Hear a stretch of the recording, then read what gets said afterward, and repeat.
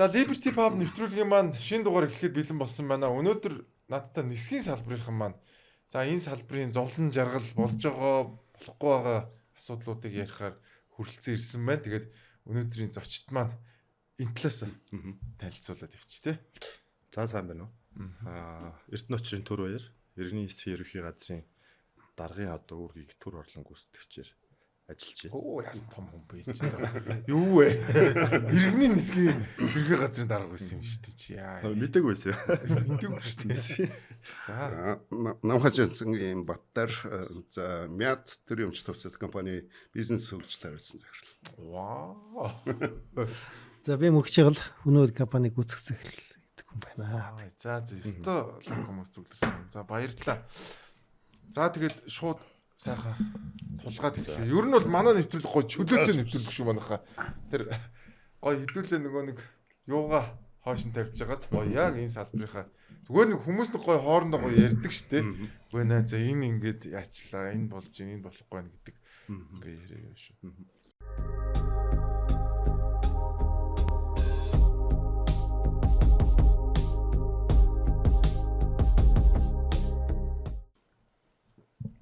За шууд яриага гос сэдвээс эхлэе. Одоо нэг удахгүй том шалгалт юм уу? Хайш юм юу болох гээд байгаа юм бэ?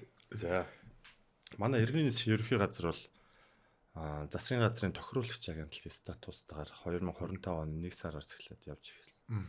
За олон улсын иргэний эсвийн байгууллагаас гаргасан дүрм журам төрийн хяналтын одоо нисхийн салбарт төрийн хяналтыг хэрэгжүүлдэг, аюулгүй ажиллагааг хангуулдаг, нисхийн салбарын одоо энэ байгууллага, компаниуд, за тухайн салбарт ашиглах компаниудаар ашиглагдж байгаа агаарын тээврийн агаарын хөлөг, за түүн дээр ажиллаж байгаа нисгч инженер, за мөн одоо энэ олон улсын дүрмээр гэрчлэгээждэг энэ одоо ажилтнуудыг гэрчлэгээж үнэмлэгчүүлдэг, аюулгүй ажиллагааг хангуулдаг юм хяналтын төрийн хяналтын байгууллага. Тэгэхээр энэ нисхийн салбарт ерөөсөө аюулгүй ажиллагааг хангуулж хяналтыг тогтоож, за мөн зохицуултыг хийж явж байгаа ийм байгууллага. Янз бүрийн асуудал гарахгүй байх бүхэл айл шалгалтыг гэдэг. Хүмүүс ч одоо бас айгүй эмзэг сэдв шүү дээ. Нөгөө машинаас айдгүй мөртлөө онгоцноос яана одоо яачих вэ хийчихгүй гэдэг. Тэгэхээр тэр бүхэл ажлыг хангуулдаг гэсэн үг байна шүү дээ, тийм ээ. Тэгээд манай байгууллага бол 1989 онд олон улсын иргэний эсвийн байгууллагаас нэгдэж орсон байдаг. Энэ өөрөө манай байгууллага ш Монгол улс Чикагогийн конвенцаар тус байгууллагт нэгдэж ороод тэндээс гарсан дүрм журмыг ягштал биелүүлнэ гэдэг Монгол улс маань өөрөө үүрэг хүлээсэн. За түүнээс хойш аюулгүй ажиллагаа маань олон улсын дүрм журмыг одоо мөрдөж явж байгаа учраас энэ нөө иргэдийн нөө айх тийм энэ одоо зүйл маань илүү одоо хяналттай болж илүү аюулгүй ажиллагаанд бас одоо сайжирч өнөөдрийг одоо хүрсэн байдаг. За энэ олон улсын safety audit маань олон улсын иргэний эсвийн байгууллагаас манай үйл ажиллагааны 7 чиглэл дээр бүтэн safety audit хүрч ирж одоо тухайн улсын иргэний эсвийн хяналтын тогтолцоог шалгадаг. Тэгэхээр энэ хяналтын тогтолцоо одоо маань сайн байвал тухайн улсын нисхийн салбар маань аюулгүй ажиллаж байна гэж одоо олон улс хардаг. Тэгэхээр энэ бол маш чухал. Энэ аудитаар бид нар хяналт одоо энэ зохицуулалт аюулгүй ажиллагааны үйлчлэгээ маань одоо жоохон таараа үнэлгээ авах юм бол олон улсад одоо зарлцдаг. Тэгэхээр энэ нь өөрөө эргүүлээд манай агаарын тээврийн компаниуд болон бусад энэ Монгол улсын нисхийн одоо салбарт бол маш хохиролтой. Хүмүүс итгэхэ болно гэсэн үг шүү дээ, тийм. Тэгэхээр энэ аудитт бол манай Монгол улс өөрөө шалгуулах гэж гэсэн үг. Тэгэхээр энэгээр бид нар одоо маш сайн тогтолцоогоо зөв энэ нисхийн салбарын системийг маш сайн одоо танилцуулж одоо үйл ажиллагаагаа одоо танилцуулах нь маш чухал юм. Тэгэхээр энэ дээр бол одоо яг бид нар сүүлийн би одоо энэ ажил дээр ирээд 1 жил гарсан болж байна. За энэ хугацаанд бол энэ системийн тогтолцоог бас аль болох зөв замд нь оруулахаар ингээд засгийн газартайгаа хамтраад хийж. За энэ бас 4 сард бид бүхэн хаврын чуулганаар одоо яаралтай гормоор улсын их хурлд нисхийн хуулинд бас нэмэлт өөрчлөлт оруулахаар төлөвлөөд одоо ингээд яамдуудаасаа санал аваа явж байгаа. За энэ хуулиараа бид нар энэ олон улсын иргэн засгийн байгууллагаас өгсөн дүрм журмууд өгсөн одоо зөвлөмж шаардлагуудыг биелүүлж байгаа гэсэн үг. Тэгэхээр мэдээж энэ хяналтын байгууллага дээр ажиллаж байгаа одоо байцаагч нар, чиглэл бүрийн байцаагч нар маань өөрөө ямарваа нэгэн одоо ашиг сонирхолгүйгээр хангалттай цалинтай бодлогын хувьд бол тэр одоо хүмүүсийг одоо ажилчдыг маш сайн дэмжсэн. За мөн одоо энэ байгууллагууд дээр тавих хяналтын тогтолцоо дүрм журмууд нь маш сайн. Ийм байж ич манай энэ засгийн салбар хөгжиж. Тэгэхээр ерөөсөө гол үндэс бол манай байгууллагаас эхэллээ. За тэр шалгалтан дээр одоо янз бүрийн болохгүй ч юм уу тийм ээ. Одоо чаленжтай одоо хүндрэлтэй асуудлууд юу гарч ирж байна? Мэдээж одоо хүндрэлгүй асуудал гэж байхгүй. 11 жил шалгалт юм чи одоо хэцүү л байдаг. 14 жилийн өмнө манай мөнх чаргал захирал тухайн үед энэ 2011 онд энэ аудитын одоо үндэсний координатороор ажиллаж байгаа аудит одоо шалгуулж ирсэн юм байлээ. Тэгэхээр энэ тэр үе одоо үе хоёр бол 15 жилийн хугацаанд бол харьцангуй өөрчлөлт орсон. Мэдээж одоо онгоцны тоо, компаниудын тоо, дээгүүрлийн байдал, дээгүүр өнгөрч байгаа онгоцны тоо эднэр бол одоо нэлээд өөр. Тэгэхээр бид нар бол 15 жилийн дараа бол нэлээд одоо өөрчлөлтийн дараа бас энэ аудитд орж байгаараа гэдгээр онцлогт. Тэгээ өнгөрсөн 2023 онд иргэний засгийн тухай хууль өөрчлөгдөж одоо бүтэн шинжилэлт хийгдсэн. Энэ хууль маань энэ оны 2025 оны 1 сард бас хэрэгжиж эхэлсэн байд. Тэгэхээр яг 1 жилийн хугацаанд энэ хуулийн хэрэгжилт за дээрэс нь иргэний засгийн ерөнхий газар маань хуучин нагарын найгуут нисэх буудал safety security гэдэг энэ гурван одоо operation үйлчлэгээ маань хамтдаа яваад байдаг. Тэгэхээр энэ өнгөрсөн 23 оны хуулиар бас энэ маань салаад ерөөсөө иргэний засгийн ерөнхий газар маань цэвэр одоо хяналтын байгууллага болж төрийн агентлаг болж үлдээд бусад нөгөө үйлчлэгээнүүдээ иргэний засгийн үндэсний төв төрийн өмчт компани болгоод гаргацсан. Ингэснээр өөрөө энэ нагарын найгуут за нисэх буудал security эднэр бие дааж хөгжих юм боломж болцоо бүрдчихэж байгаа. Олон улсын дүрмээрээ ч гэсэн эднэр нь тустай байх хэрэгтэй. Ингээд энэ тогтолцоог хэрэгжүүлэхийн тулд бид бүхэн сүүлийн одоо 2 жил бол үнэхээр одоо ажилласан. За энийг энэ дээр одоо хамгийн тулгамдж байгаа асуудал гэвэл хүний нөөцийн асуудал. Хүний нөөцийг чадахжуулж бид нар цаашдаа Монгол улс маань засгийн салбар маань цаашдаа хөгжинэ. Тэгэхээр хүний нөөцийн хувьд бол өнгөрсөн 1 жилийн хугацаанд бид бүхэн бодлогын баримтчтай болсон шинжилгээ бодлогын баримтчгээ за цалин хөлсний хувьд бас тодорхой хэмжээнд нэмэгдүүлсэн. За сая бид бүхэн байцаагч нарын цалингаас 20%-аар нэмэгдүүлчлээ. Бүтц орон тоон дээр одоо онгоц болгон дээр одоо тухайн онгоцны эрхтэй нэг нисгч байцаагч. За нэг инженер байцаагч шүү тийм ингээд нэг type B онгоц орж ирэхэд л тэрэн дээр нь одоо тухайн одоо мэрэгчсэн бэлтгэгдсэн байцаагч байж байгаа хэвээр. Тэр байцаагч маань өөрөө тухайн онгоцыг одоо шалгаж баталгаажуулж хэрчилгээ өгөхийн тулд маш сайн мэрэгчсэн чадвартай байх хэвээр. Тэр хүн одоо юу гэдэг бид нар Мяд компаниас нэг сайн одоо капитан нисгч авъя гэх юм бол мэдээж тэр хүн өндөр цалинтай нисгчээс манай дээр төрийн одоо байгууллагын цалин авч ирэх тийм нисгч болтохгүй шүү дээ. Тэгэхээр энэ маань өөрөө бас энэ тогтолцооны асуудал. Тэгэхээр энэ дээр бид бүхэн маш сайн бодолцож энэ бас цалин хөлсний асуудал тэр хүний доктор суурьшилтай энэ одоо төрийн хяналтын байгууллагад ажиллах энэ боломж бололцоог нь маш сайн бүрдүүлж өгсөн. Дээрээс нь боловсон хүчний бодлогын асуудал дээр бас бид нар навигацинч бай, за агарын тээвэрлэгчинч бай, хяналтын одоо энэ байцаагч нар дээрч бай, цаашдаа бодлогоор энэ хүмүүсээ улсаас төр хувийн хвшил хамтарч энэ хүмүүсээ бэлдээ. Бодлогоор одоо мэрэгчлэтнүүдэд чадахжуулъя гэдэг. За хэлний асуудал бол хамгийн чухал. Манай салбар дээр бол англи олон улсын иргэн засгийн одоо салбар байгуулга гэдэг бол өөрөө нэгдсэн одоо олон улсын хэлээр ярьдаг. Тэгэхээр хэлний асуудал гэхэл ер нь бол хүний нөөцийн асуудал бол хамгийн чухал. Тэгээд бид бүхэн хамгийн урьдчилаад техник тоног төхөөрөмж рүүгээ хөрөнгө оруулалт хийхээс урдаар хүн рүүгээ анхаардаг энэ одоо тогтолцоо шилжиж орж байгаа. Мэдээж энэ 4 сарын 22-нд ирэх аудит дээр бол санаа зовж байгаа. Бүх юм бүрэн бүтэн одоо болоогүй байна. За жишээлбэл хуулиндаа энэ хаврын чуулганаар нэмэлт өөрчлөлт оруулж байна. За ингээд дүрм журмандаа нэмэлт өөрчлөлт оруулж байна. За бүтэц одоо тий цалингийн хувьд ингээд нэмэлт өөрчлөлтүүд оруулаад явж байгаа. Гэхдээ энийг шалгахтаа ерөөсөө бодит байдлыг шалгадаг байхгүй аудит гэж. Тэгэхээр ингээд ингэж байгаа гэд шалгуулахаар тэр өөрөө үнэлгээнд нөлөөлдөг. Тэгэхээр яг энэ аудитыг биш хэлбэрийг биш тий. Агуулгын шалгадаг шүү дээ.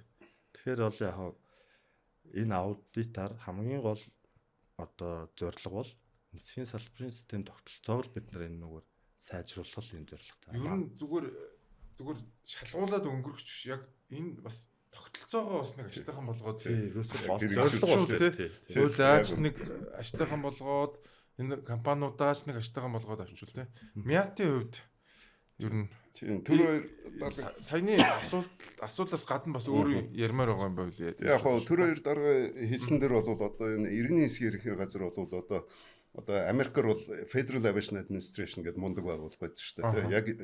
Яг FAA аахгүй. Тэгэхээр ер нь бол энэ байгууллагт бол хамгийн одоо энэ салбарын сор улсууд нь ажиллаж байгаа юм бол ер нь бол энэ салбарын цаашдын ирээдүйн хөгжил бол сайн байна л гэсэн үг. Яг түрүүн хэлсэн.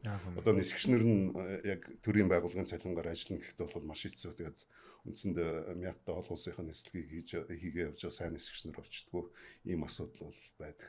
За мят компанийн хувьд бол яг ер нь бол ер нь одоо юу шүү дээ одоо ковид гэж нэг айхтар юм хэдүүлээ нэг хэдхэн жилийн өмнө давлаа. Тэгээд энэ бол үнэхээр одоо агарын ганц мят биш ер нь агарын тээврийн салбар авиа компаниудад бол ерөөсөө тийм байгаагүй тийм одоо чаленж буюу одоо бэрхшээл байсан. Яг үнэ. Ер нь аяата нэг тийм одоо юм хэлсэн байсан шүү дээ statement одоо тий. Ер нь дэлхийн 2 дугаар дайны үе агарын тээвэр дэлхийн 2 дугаар дайны үе дээр хурж очлоо гэж. Түүхэндээ одоо эн чинь 70 жилийн түүхэнд одоо тэгсэн ята гэдэг нь болохоор миний мэдж байгаагаар нэг онгоцны плет зарахад нөгөө юм зөвшөөрөл өгдөг байгууллага гэж ойлгодог. Аяата гэж ерөөсөө авиа компаниудын нэгдэл International Association of агарын тээвэрлэгчтэй холбоо. Тэ агарын тээвэрлэгчтэй. Тэгээд юу ахаар ер нь бол аяата бол одоо мят компани жишээлбэл гишүүн. За бизнес компани бол Монголоос аяатагийн гишүүн, арай Монгол саяхан гишүүн боллоо. За хүннүү бас одоо удалгүй гишүүн болох гэдэг сөцөлж байгаа. Ер нь бол тийм байгаа. Тэгэхээр ер нь бол аяата бол тэгсэн зөвхөн бидний хувьд бол ковид бол үнэхээр хүнд байсан.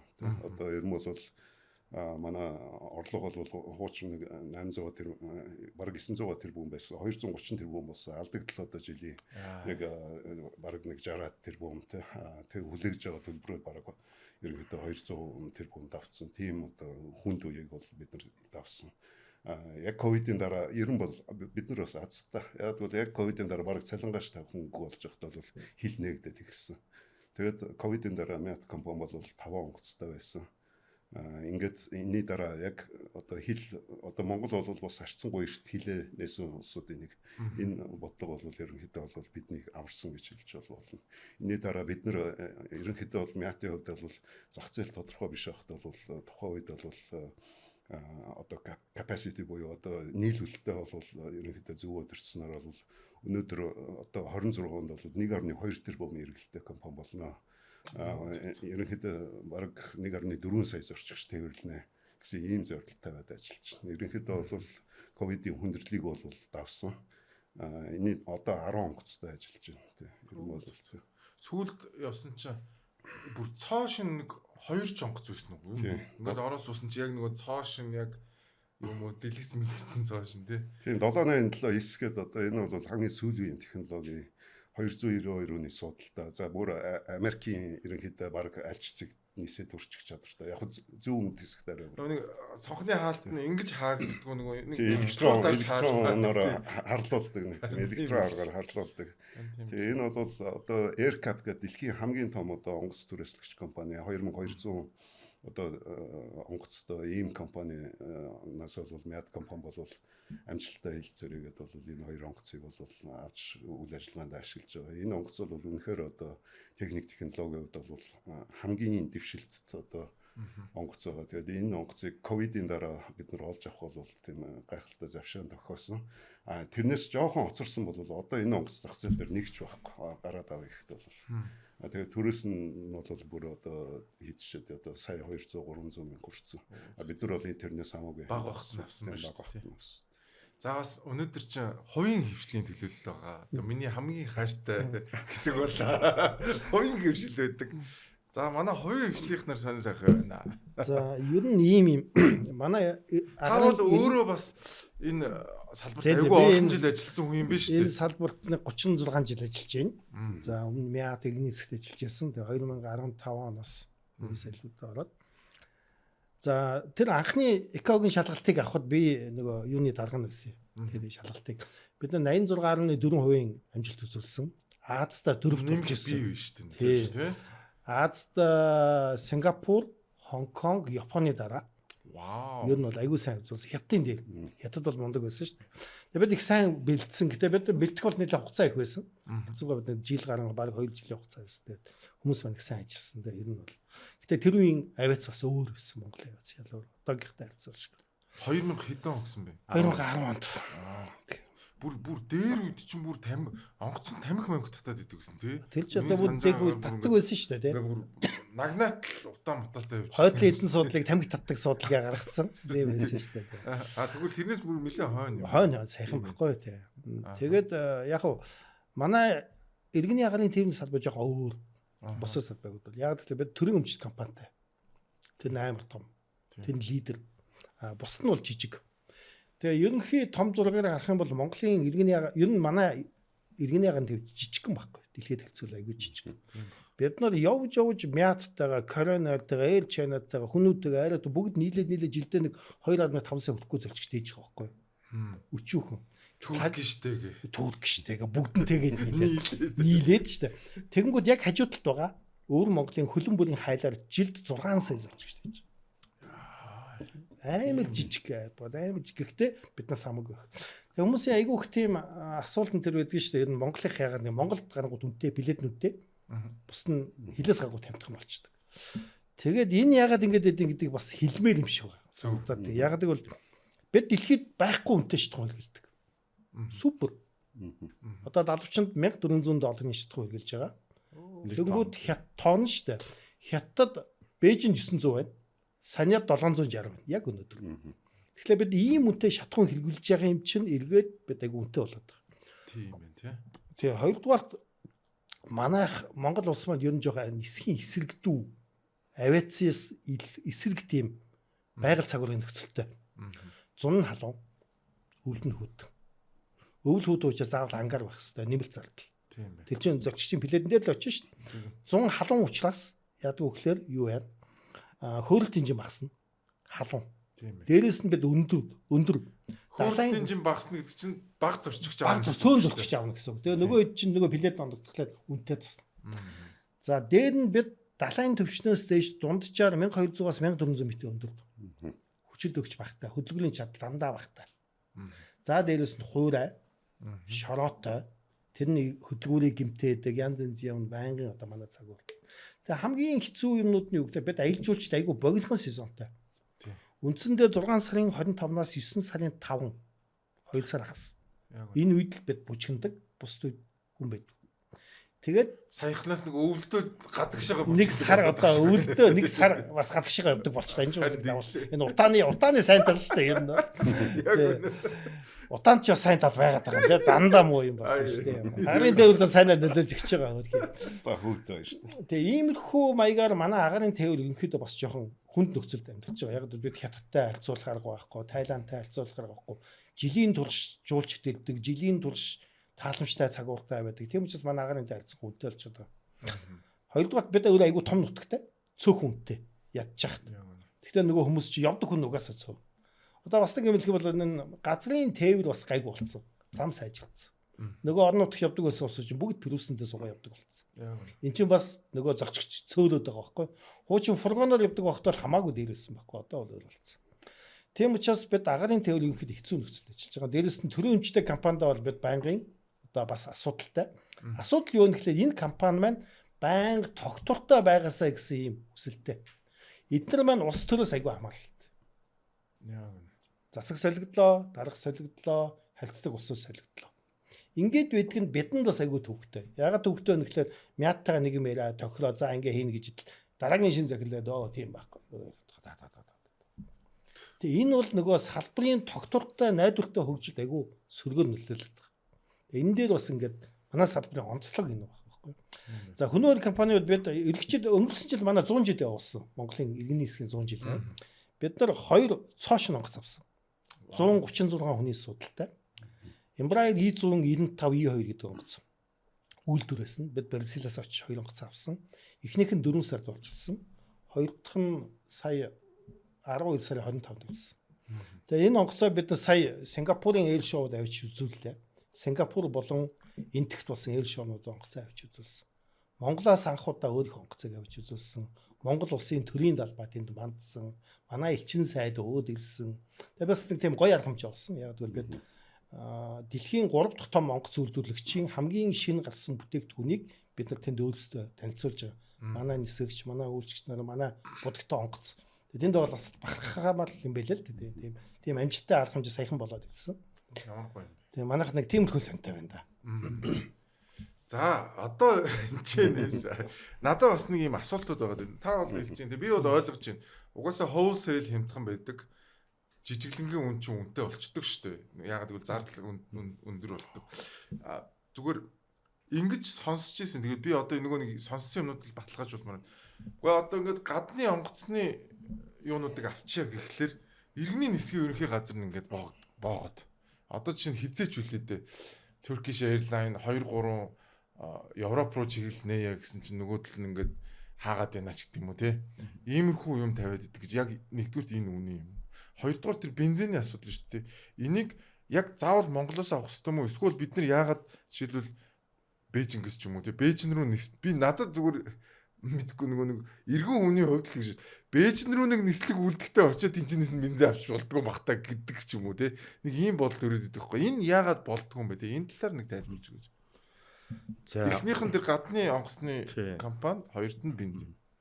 Тийм юм бол байхгүй. Манайч харин тэр бодлогоороо гадны агарын тээвэрлэгч нарыг дэмжиж агарын тээврийн либералчлалыг одоо энэ одоо зөвлөлийг бол сүүлийн одоо энэ 10 жилийн хугацаанд төгжүүлээ явж байгаа. Ингэснээр нь өрсөлдөх чадвар сайжирж байгаа Монголын агарын тээвэрлэгч нар болон тэгэхээр энэ дээр мэдээж одоо билетийн үн бас буух юм боломж болцоо бүрдэж байгаа. Тэгэхээр бол юу гэдэг нь Turkish Airline манай руу одоо тухайн өөр нэг чиглэл рүү Turkish Airline орж ирээд нислэг хийхэд бол манайх ямар ч тэр дээр бол асуудал бол байхгүй. Сая жишээлбэл тэр тэгвэл rumor байсан биз дээ. Мят компани энэ жил бас Шанхай нислэгийг боожуулаад энэ жилээс нисээд эхэлж байгаа. Энэ бол хэцүү. Өчтөр хүн Баттар захиралтай уулзаа сууж байхад слотын цагийн хуваарь слотын асуудал яригдчих. Одоо Шанхай нисэх буудал бол маш ачаалттай нисэх буудал. Тэр эргүүлээд нөө шөнийн цагт манай Мятын онгоц очиод буухаар энэ нь өөрөө цаашаа дамжин нислэгчүүд юм эсвэл цаашаа Шанхайн төв рүү ороход тээврийн асуудал үүсдэг ч юм уу те. Ингэхээр нөгөө зорчигчийн тоо цөөрөд. За өчтөр жишээлбэл Spring Airline гэдэг хятадын бас low cost агарын тээвэрлэгч биднээс гэрчлэгийг авч байгаа. Энэ өөрөө Шанхайн зах зээл дээр Мяттай бас өрсөлдөж байна гэсэн үг. Энэ дээр бол бидний хувьд иргэний ерөнхий газрын зүгээс бол одоо ямарваа нэгэн дөрмийн хүрээнд бид нар үйл ажиллагаа явуулж байгаа болохос шууд тэгээд ингээд таацсан зүйл бол байхгүй. Мэдээж тодорхой хэмжээний бодлогын хувьд дарын тээвэрлэгч нараа бол бас хамгаалах зүйл бол байна л да. Энэ бол тусдаа асуудал. Тэгэхээр тийм зүйл бол байхгүй. Шатхууны хувьд таны ярьж байгаа асуудал үнэн л дээ. Шатхууныг бол бид арай илүү тайлбарлах байна. Яг хэрэгжилж байгаа. Шатхуун ингээд байгаа. За. Гэрээсээ гартаж ш Улаанбаатар. Тэгж. Гэрээсээ гарч заавал шатхуун авна. Тэгнь. Онгоцны одоо Бээжин рүү явах шатхуун гэдэг бол юу гэхээр Улаанбаатараас Бээжин үрэх шатхуун. Бээжин дээр очиод ямар нэгэн болвол запас явах бол запас явах шатхуун, хүлээх горимд явах нэг 20 минутын шатхуун гэдэг ингээд бүх юм дүрмжлэгдсэн байхгүй юу? Ямар шатхуунтай явах нь. Тэгээ Бээжинд бид өөрийнхөө нөгөө өмтэй шатхуунаар явна. Бээжингээс очиод айлуулах ахиуг авна. Хямдхан юм чинь ахиуг авна. Гэхдээ тэр чинь бас хязгаартай. Бид нөө зорчигчоо яах вэ? Энд буухта буултын жингээ яах вэ? Чадаж ядлаараа ахиу авна. Ер нь нөгөө шатхуун айдна. Одоо 5 тонн шатхуун илүү авчвал тэрэн дээр одоо жишээлбэл за онгоц өөрөө 2.5 тонныг идэх байсан бол 3 мас тонныг ихтэй эми чинь илүү өндөр шатхуун зарцуулах гэсэн үг шүү дээ. Зардлал. Тэгэхээр яг нэг тийм зөв юугаа олох хэрэгтэй байхгүй юу? Яг одоо ер нь бол шатхуун бол тэгээ. Гэтэ Монгол Улсын засгийн газрын зүгээс бол энэ дээр бас гарц гаргалгаанууд хийгээд явжлаа л да. За Чингис хаан олон улсын нисэх буудал дээр шатхуун цэнгэлдэг тэр одоо байгууламж гэж. Тэр маань өөрөө тест гэдэг одоо Оросын шатхуунаар одоо онгоцнуудыг цэнгэлдэг. Дэлхийд дээр ерөнхийдөө хоёр төрлийн стандарт байдаг шатхуун. Тэр нь өөрөө нэг нь хятадтай нэг нь Оросын стандарт. Тэгэхээр тухайн байгууламж бол Оросоор явсан бол Оросоор ашиглана. Тэгэхээр дахиад биднэрт яг тийм байгууламж юм уу эсвэл шатхууны танк үжиж хятадаас шатхуун импортлж оруулж ирж энэ өрсөлдөөнийг бас зохицуулах юм боломжууд байна. Тэгэхээр бас зам тээврийн яамнаас өнгөрсөн онд хятадын одоо стандартын шатхууныг оруулж ирэх тэр байгууламжийг барих одоо энэ төсөл бас хэрэгжээд одоо эхний шатанда явж газрыг олгоцсон. Зарим хувийн хвшлүүд бас тухайн шатхууныг оруулж ирэхээр танкнуудаа алидийн бас бариад эхэлсэн явж байгаа. Тэгэхээр магадгүй энэ маань бас яваанда хятадаас арай жоохон хямд үнэтэй шатхуун орж ирж Ер нь ингэж ярих хэвээр маш зүг байсан юм байна. Би чи ер нь жоохон эсрүүцэх талтай хүн байхгүй юу? Яатыг хөвчлөх хэвээр гэдэг ингээд. Бас нэг ийм сонсч ирсэн. Би нөгөө бас л нөгөө тухайн үед нөгөө шилэн цогоо гэдэг хүн чинь зам тээврийн яамд ч байлуу. Би тэгээд нэг твиттерээр нэг хэрэлдэжсэн байхгүй. Тэгээд үгүй та нар одоо энэ нэг агарын тээвэр мэвэр ингээд чөлөөлөд яагач маагач гэдгсэн чинь. Үгүй энэ хамаагүй тэр одоо юу American Airlines байна уу тэр Cathay Pacific бүгд ороод тэр хамгийн гол нь тэр хэд чинь Монголыг тоодгүй маа гэдэг. Тэр яг үнэн юм. Урсгал байхгүй юм ч одоо ийм өчүүх юм байхгүй юу? Ер нь түрүү чи хэлээд байдаг чинь тийм. Ер нь хүний одоо жилдээ хамгийн багадаа 100 мянган зорчигч явах тийм зах зээл ивэл тэр чи орно. Үүндээ бид нар чи өрөвдмөр авахгүй юу? Арга ятаал одоо жоохон яваал байгаа шүү дээ ер нь. Тэгээ эндээ бас нэг 2 3 юм хэлмээр юм байдгийг. Бид шин чиглэл нээж чадахгүй. Ер нь агарын тээвэр өөр үнэтэй. Сүүлд Америк явна гэдээсэн тэгэл яалтч нөгөө Америк бол арай эдний асуудал. Дийлэхгүй болоод би явж байгаа. Би нөгөө Америк руу явах гэдэг. Гэхдээ нөгөө American Airlines нисэхгүй байгааг дагаа учраас би болохоор за энэ эдийн засгийн үр ашиггүй байх л гэж ойлгоод байгаа байхгүй. За дараа нь тэгвэл амар гой халуун яриа. Ер нь бол юу яагаад ер нь яагаад шин чиглэл нэгдэхгүй юм. Тэгэхээр шин чиглэл нэх өөр айгүй хэцүү. За. Баахан хоос явна. Хоос нь нисэх болгон зардал. Яг үнэ. Чи хүнтэй вэ нүү хөнгүү вэ нүү нөгөө гардаг юм чи бүгд гарна шүү дээ. Шатхуун гарна, газрын үйлчлэгээ гарна, навигац үйлчлэг бүх төлбөрүүд гарна. Хүн олохгүй бол чи хэд хоос нь нисээд сүлдээ төлөвч чинь дуусаад хоосроод тэгээ болно. Тэгээ шүү дээ. Энийг дэлхий яаж хийдэг юм бэ гэхлээр дэлхий бол энд дандаа дэмждэг авиа компаниудаа. Хоосон судалтай мөнгө өгнө, шинэ эслэг нээвэл одоо урамшуул өгнө, татаас өгнө. Манайд энэ бодлого нь байдгүй. Энэ бодлого байхгүй байгаа учраас бид нар шинэ нислэг нээх асуудал манад айгүй хойрог байдаг байхгүй. Хин ч алдахыг хүсдэггүй. Тийм шүү. Алдах боломж байхгүй. Бид нар тийм их мөнгө байхгүй угаасаа. Угаасаа агарын ядуугийн зовлон шүү дээ. Ядуугийн зовлон шүү дээ. Цавын цагт ер нь яг гоо татаасаа болоо те. Зүгээр бодлогын үед бас нэмэлт дэмжлэгүүд хэрэгтэй байна. За жишээлбэл татвар. Татвар дээр одоо ийм асуудал үүсэж байгаа байхгүй. Ер нь бол Монгол улс одоо Шикагогийн конвенцэд нийлсэн. Одоо иргэний агарын тээврийн байгууллагын те Шикагогийн конвенцэд нийлсэн. Тэр утгаараа бол одоо энэ агарын хөлгийн ерэн зүгээр аль ч хэлбэрээр оруулж ирсэн тэр агарын хөлөг дээр татвар байх хэрэгтэй. Гэтэл одоо ерөнхийдөө яг хуулийн зохицуулалт нь одоо дутмангаас болоод агарын хөлөг түрээсэлж авахаар тэн дээр оршин суугч улсын татвар 20% тавих гэдэг. Яг тэр гэрээтэй улс дээр нь буюу одоо дэлхий дээр цөөхөн байгаа Лондон ч юм уу тэн дээр очиод Англи ч юм уу тэн дээр одоо тэдний компанид гэрээ байгуулах юм бол яг хөө тэр нь тэглэгдэнэ. Гэхдээ тэр энэ агарын хөлөг олно гэдэг чинь айгүй хэцүү ажил байхгүй. Асар их хөрсөлтөнд том компаниуд олноор нь авдаг те. Тэгэхэд Монгол очиж гуйж онгоц авч ийж та нар дээр Англид энийг бүртгүүлээд өгөөч бүртгэх биш. Тэр одоо Англид компани байгуулад одоо SVP гэдэг шүү дээ те. SPV гэдэг шүү дээ те. Одоо тийм компани байгуулад тэгээд ерөнхийдөө бидний юмыг ингээд тэнд нь одоо гэрээгээ байгуулад өгөөч гэхээр том компаниуд заримдаа бол наа чи марг ядаргаа. Тийм шүү дээ. Ажлын нэг ганцхан онгоц түрүүлж.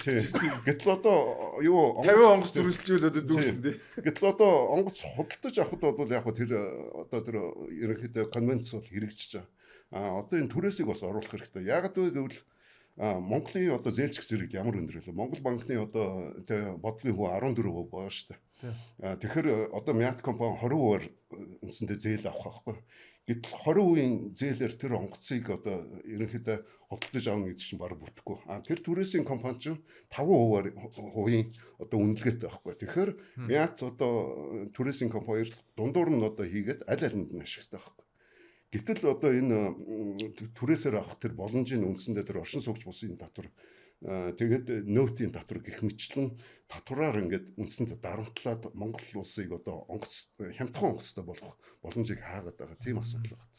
Эргээд эн чинь билетний үн багхгүй юу? Тийм билетний үн. Би нөт энтэй холбогдоод нэг юм хэлчихье.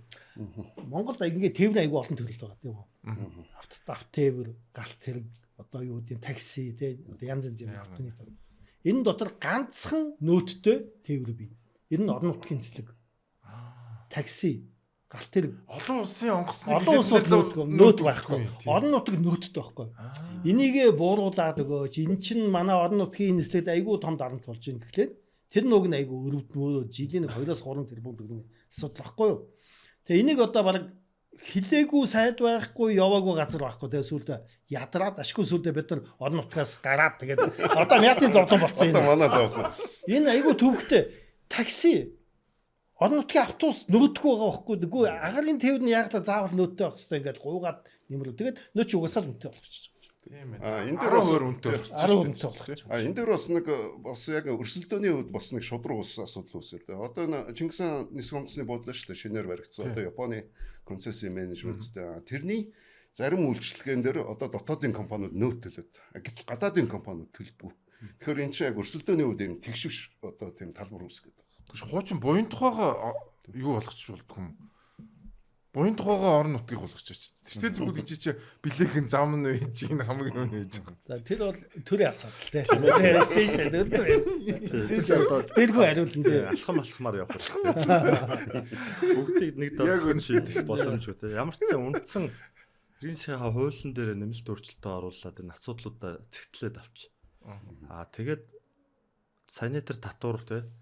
Энэ асуудлуудыг одоо хэдүүлээ алхамаар энэ хагасчлалээс энэ аудитынхаа дараа харьцангуй бас одоо хууль баталгааны дээр байгууллага дээр бас харьцангуй ямиг бас улс уртаа ойлгодог залуу хүн бас ирсэн байна гэж ойлгоод. Тэгэхээр энэ асуудлуудыг бид нэр тайлбарлаад зохих шатны байгууллагууд нь ингээд уулзалтууд хийгээд явах юм бол боломжгүй зүйл биш гэж харж байгаа. Тэгэхээр энийг эрийн засгийн ерөнхий газрын зүгээс бас тодорхой хэмжээнд ер нь бол бүх мэдээлэл байж байгаа. Тэгээ одоо энэ дээр бас аудитын дараа хэдүүлээ хамтраад ажиллах юм бол асуудлуудаа зэгцлээд явахад бол асуудалгүй гэж харж байгаа. Тэгээд өчигдөр би өстэй амар гоё үг сонслоо нэг хүнээс. Том Нобелийн шагналтай эдийн засгч одоо тэр миний уулзчихсан хүнд хэлсэн гэнэ татварын талаар хэлсэн ба.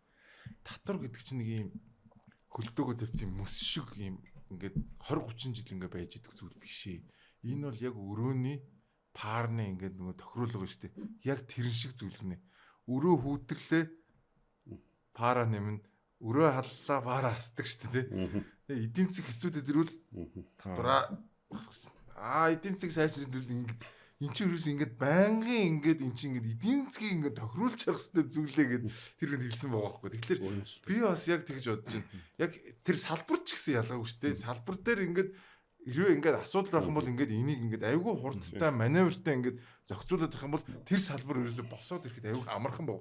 Орон нутаг дээр тийм үстэй. Орон нутагт татврын багал байлгах чинь шүү дээ. Заавал ягаад Улаанбаатар шиг өндөр татвартай байлгах гэдэг тийм. Улаанбаатар нь өндөр л байж байгаа шүү дээ тийм. Ер нь бол татвар авахаас өмнө бүр өгөх ёстой. Тийм. Бодлохоор тэр татаас өгөх ёстой. Одоо дэлхийд дээр бүх хотууд тухайн хот руугаа нисэж байгаа агаарын тээвэрлэгч нартай татаас өгдөг. Энийг бас өчтөр бас бидэд ярьж байгаа энэ аялал жуулчлалын нийслэлээс олж байгаа тэр татварыг 2% татвар байгаа тийм. Тэгээ хотын сити такс гэдэг нэг байгаа шүү. 2% такс. Энээс бид нар агаарын тээвэрлэгч нартай татаас өгөх ёстой. Энийг бид нар одоо бэлтгэл ажлыг хангаж чад Нямбатар дарагт дээр орж энэ асуудлуудыг тавина. Одоо орон нутг дээр ийм асуудал үүсэж байгаа байхгүй. Одоо ерөнхийдөө манай хүн за нэг Баруун аймагуд руу явахад нэг сая авцаа байгаа шүү дээ. Яваад ирэхэд те хоёр талдаа. Тэгээд ер нь бол энэ бол бид нар алдагталтай нэрч энэ үг хэлэхэд бол. Сая байсан ч гэсэн тий. Тийм. Тэгээд энийг нэмчих гэхээр одоо орон нутгийн иргэд үндэсэндээ тэр нэг дийлэхгүй. Тэгэхээр яг хоо ер нь бол тэгээд энийг одоо бид нар бас нөгөө үйлчлүүлэгчтэй ялгууртай хандж болохгүй л дээ. Гадаадууд болохоор ингээд хямдхан нисээд байдаг те. Яг гадаад хүнд нь илүү өндөр үнээр өгч болдгоо тэр суудлыг бид нарт тийм одоо баг үндсэн хуулиар зөрчсөн асуудал болж байгаа байхгүй. Тэгэхээр нөгөө ерөнхийдөө бол энэ дээр яг саяны түр дарга ярьж байгаа шиг зохицуулт хэрэгтэй байна. Одоо за дотоодын нэг иргэн нисэхэд одоо Мят компани орон нутгаас нь тодорхой хэмжээний одоо ерөнхийдөө тэр алдагдлыг нөхсөн ч юм уу тийм юм өгөх юм бол яхахгүй энэ бол бас нийгмийн үйлчлэг болчихно. Одоо нөгөө хүмүүс ч асуу штэ. Гэхдээ одоо энэ Европ дотор ингээл нисэх чинь 80 евро, 70 евро, 100 евро байдаг. Тэгсэн чинь баян үлэг рүү ингээд улс дотроо нисэж явах чинь ингээд сая 100, сая 200 л явчихдаг. Яагаад өндөр үнэтэй байгаа юм бэ гэхлээр яг нөгөө түрүүний хариулт тий. Цөөхөн нисэж байгаа. Түлшний асуудал. Түлшний өндөр татвартай. Ингээд энийг тэгвэл хүмүүс аягуулсаа ойлгох хэрэгтэй юм тий. Тэгээд яг хоо авиа компанийн хувьд бол одоо revenue management гэдэг орлогын удирдлага гэсэн тийм одоо функцэт. Тэр одоо ер нь бол хүмүүс хэлдэг шүү дээ. Одоо за Европт Ryanair ч юм уу, EasyJet ч юм уу те Америкт одоо ерөнхийдөө за Spirit ч юм уу те Frontier ч юм уу те бажетууд эдгээр айгүй хямдхан ингээд за $50 нисээд байна. Гэхдээ тэр юу шүү? Ер нь бол за 160 суудлаа л ихтэй бол магадгүй нэг 30-ыг нь тэгж зарж байгаа. Хамгийн сүүлийн нэг хэдэн бол $1000 ч юм уу $2000 ч юм. Нөгөө цагын тулаад ирэнгүүт дуулаад үнэхээр хэрэгтэй болвол тэр одоо нөгөө үндсэндээ эрэлтний 3 хоногийн өмнө захиал бол үнэтэй болчдөг шүү дээ. $500 молор болчихдөг шүү дээ. Тийм. Тэгээд яг хөө ер нь бол дид үтсийн зардлыг бууруулах хэрэгтэй. Тэгэхээр одоо дид үтсгээ бол за саяны түлш тийм түлшний үн өндөр байна. Дээр нь манай нисбуудлын үн бол бас дэлхийн хамгийн өндөр үнэтэй нисбуудлын нэг шүү дээ. Одоо Мят үндсэндээ бүх одоо за $1000 одоо хаашаа чинь Токиор ирэх бол та за 1000 биш за нэг $500 яваад ирэхэд бол ерөнхийдөө нэг $70-80 нь бол аэропорт л очиод байгаа байхгүй. Тэгэхээр энэ дид үтсийн суурийг нь бол ер нь багасгах гэх. Тийм арга хэмжээнүүд бол ер нь байнгын явж л байна. Зүгээр санаа шүү манайха. Зүгээр буян тухайгаа хувьчлаа тийм хувийн аэропорт байж болдгоо юм. Тэ? Буян тухай чинь тэр дөрөв одоо хэрэглэгдэхгүй байгаа юм чинь. Нэгдүгээр төсөвт айгүй их мөнгө ороод ирнэ. Тэгээд тэнцээ чи нөгөө нэг тийм өрсөлдөх сэтгэлгээ үүсээд тэ хамгийн бага зардлаар эднийхээс ядаж хямдхан яашуу гэдэг нэг энэ өөрөө байвал яадаг. Юу л та Монгол танад хариулагддаг тэ буян тухай. Хариулагдахгүй. Хариалт нь бол иргэний засгийн үндэсний төв гэж одоо төрийн өмчт компани түрүү нөгөө гаргацсан гэдэг security гурыг хариуцж ажиллаж байгаа. Монгол Япон улсын засгийн газрын хоорондын гэрээгээр концессийн гэрээ гэдэг. За энэ гэрээгээр бол нисэх буудлыг үйл ажиллагаанд оруулах. За 15 жилийн менежментийн одоо тухайн нисэх буудлыг авч явах ийм гэрээт. Тэр гэрээн дээр бол 15 нийтдээ 150 км-ийн радиус дотор ямар нэгэн ашийн нисэх буудал байж болохгүй гэж байна. За дээрэс нь бидний энэ зээлийн гэрээ мэдээж одоо зээлээ төлнө шүү дээ Монгол улс. Тэгэхээр энэ зээлийг төлж байгаа тэр одоо сард төлөх дүн байна өндөр. Тэгэхээр тухайн нисэх буудал мэдээж ашигтай ажиллахын тулд зээлээ төлөхийн тулд хаанаас өрсөлдөгч байж болох хаанаас орлогоо олох вэ гэхээр агаарын тээвэрлэгч нар дээр явчихад нөгөө таксаа өндөр тавьчихж байгаа. Тэр хүмүүсийн ч бас буруу биш ер нь бол. Тэгэхээр бид нар энэ дээр улс зохицуулт хийх хэрэгтэй. Бид нэр концессийн гэрээн дээр бас нэмэлт өөрчлөлт оруулахаар ажлын хэсэг гаргаад явж байгаа. Энэ дээрээ л одоо энэ агаарын тээвэрлэгч нараас яаж одоо дарамт болохгүйгээр энэ тарифа буулгах уу гэдгийг бодлохоор Монгол улс дэмжих ёстой л гэж миний хувьд бол хардаг. Тэгэхээр энэ концессийн гэрээний одоо үр төлбөрийн асуудлыг тодорхой хэмжээний өөр санхүүжилтээс шийддэг ч юм уу. Тэрийг бодлоор дэмжихгүй бол энэ эдээсээ л авахаас өөр аргагүй шүү дээ мэдээж тийм. Нисэх буудал дээр нэг юм байгаа да. Манай нисэх буудал дээр одоо юм баггүй air side буюу Монгол их гоё нисэх буудал болсон шүү манайхаа. Хүмүүс бол их жижигхэн гэдэл нь миний хувьд бол яг манад таарсан. Яг гоё. Тэрнээс том байгаад ямар ч буян тухайг бас бид нар ашиглах маш их боломж байна. За сургалтын трейн центрууд хийж болж байна. Ирээдүйд ч тий одоо нисэж бэлддэг байж болж байна. Одоо маш олон боломжууд бас байдаг буян тухай дээр. Мэдээж одоо энэ концессийн гэрээ тодорхой хэмжээний хугацааны дараа дуусна шүү дээ. Тэгэхээр энэ аэропорт маань дараа нь одоо ашигын төлөө ажиллах юм боломж болцоо үүснээс. Концессийн гэрээнд дөрөв сургалт тодорхой хэмжээний залтуудаар ашиглаж болно гэсэн ба. Тэгвэл буян тухай маань одоо өдөртөө нэг заримдаа бол нэг 20 гаруй нислэг дээр аваад яваад байгаа. Хувийн онгоцтой, за нислэг тэрэгнүүд байж гэн, за сургалт татлагын чиглэлийн нислэгүүд байж гэн. Дээрээс нь онцгой байдлын 114-р ангийн дааврын туслах анги гэж байна. За тэгээ буян тухай маань өөрөө ирээдүйд маш их тийм боломжтой аэропорт. Яагаад тэгэхээр энэ дээр тэтгэргүүд тэр 4D аэродром нь байж байна. Энэ том бүтээн байгуулалтыг бид нар ерөөсөө л нисийн чиглэлээр нь л ашиглах хэрэгтэй. Тэгвэл бид нар өдөрт энэ нис буудлыг бол нэг 20 донгоцыг бол авчиж байгаа. Дээрээс нь энэ аэропорт маань нөөц олон улсын аэропортоор олон улс зарлагдсан байж байгаа. Энэ өөрөө манай агаарын тээвэрлэгч нарт бас айгүй эдийн засгийн хувьд үр дүнтэй. Тэгэхээр Мят компани маань Чингис хаан аэропортоос 50 км-ийн одоо ойрхон аэропортыг нөөцөөр аваад явнаа гэдэг чинь өөрөө түрүүний хэлсэн түлшээ баг тооцож байгаа юм ч гэдэг юм уу. Жишээлбэл Хөхот ч биш Ирхүү ч юм уу Бээжингээр тооцоод аваа явах юм бол мэдээж түлшээ их авч байгаа шүү дээ. Тэгэхээр энэ өөрөө одоогоороо бид нар бол ашиглалтын хувьд бол 100% маа биш гэхэд ер нь л маш одоо үр дүнтэй ашиглаж байгаа гэсэн үг. Магадгүй хүмүүс нөө орон нутгаа яагаад буян тухаараа авахгүй байгаа юм бэ гэж маш их олон иргэдээс асуулт орж ирдэг. Энэ өөрөө нэгдүгээр холбоотой дээрэс нь агаарын тээвэрлэгч нарт маань бас тодорхой хэмжээний асуудал үүсдэг. Яа тэгэхээр буян тухай Чингис хаан дээр онгоцонд буугаад дахиад орон нутг руу нисэхийн тулд хөөлтийн нислэг гэж хийдэг.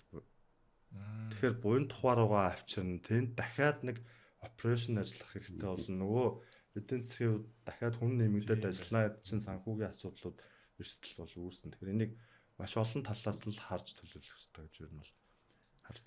Ер нь ийм байна. Би зүгээр ингээд бодсон. Ер нь энэ агаарын нисхийн салбартай холбоотой мэдээлэл ерөөсөө айгүй тутмаг байт юм. Ер нь бол одоо ингээд энэ ярианаас амар олон юм мэдж авч штэ тий.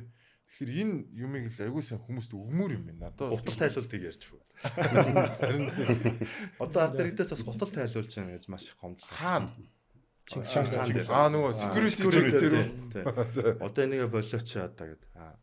Энэ нь өөрөө бид нар Америк явна гэдэг одоо төлөвлөлт хийсэн байж 2023 онд Америкийн нэгдсэн улстай Монгол улс Open Sky буюу одоо агаарын харилцааны хэлэлцээр байгуулсан байдаг.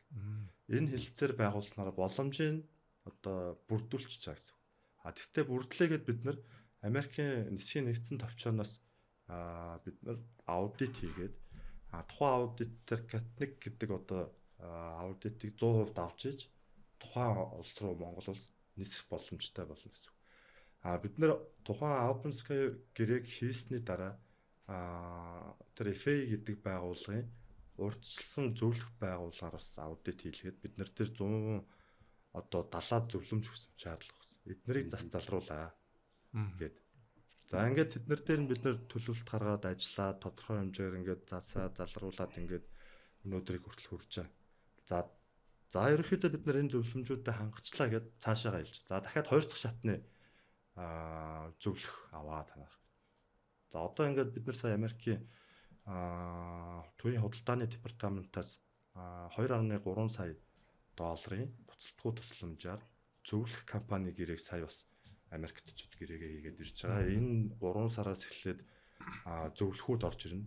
Дахиад манад дээр ревю хийгээд шалгана. Одоо энэ дээр хэдэн зөвлөмж гарч ирэх нь бол бид нар мэдэхгүй. Гэхдээ мэдээж тодорхой хэмжээгээр буурсан ба. За энэ зөвлөмжүүд шаардлагуудыг бид нар захид засаж залруулад энэ жилдээ ажиллаад 2027 онд бүтэн ажиллаад FAA-ийн аудитанд орно. FAA-ийн аудитаар ороод энэ нислэг эхлэхэд бол миний харж байгаагаар 2027 оны 12 сард юм уу 2028 оны 1-р улиралд Мят компани Америк руу шууд нислэг хийх боломж болцоо бүрдэнэ гэж. Энэ бол миний түрүүний асуултны хариулт юм шүү дээ. Зүгээр нэг одоо ингээд нисэх ихээр нисчдэг зүйл бол биш. Тэгээс бид нар safety-гээ 100% хангаж Америк руу ниссэн. Анх би нэг Америкийн хотод тусад нь очоод шалгуулаад паспортн дээр нэг юм ягаан ч үлдээ нэг юм уу даруулаад. Тэнгүүд гэхдээ чи өөр аэропорт төр байсан шүү дээ. Тэгэхэд тэгээд зүгэл тий бас тийм учиртай юм. Тэр гол ярианыхаа сэдвэр оргууд тэнгүүд Америкаас FAA-гээс TSA гэж одоо энэ security-гийн гол одоо байгууллага байдаг. Тэднийхээс танах энэ security дээрээ гутлаа тайлах тийм одоо шаардлага байдаг. Америкт бол тайлдсан шүү дээ. Тий, тэр ихгүй да.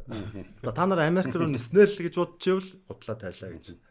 Гэхдээ яг энэ өөрөө техникийн хувьд тоног төхөөрөмжийн асуудал байна. Мэдээж full body scanner буюу X-ray-ээр бид нарыг тоног төхөөрөмжөнд байвал иргэдийг гутлаа тайлуулаад авах ямар шаардлага байна. Гутлаа тайлахаа болчих юм бол нөгөө байгууллагаас ч өө танах энэ дээр ч үйл тохирол байна. Гэт нисэхгүй байх. Америк руу нисэхгүй юм. Гэхдээ бас нэг мэдээ гэвэл энэ бас Америкийн худалдааны байгууллагаас 3.6 сая долларын буцалтгүй бас зээлийг бас шийдүүлж авсан.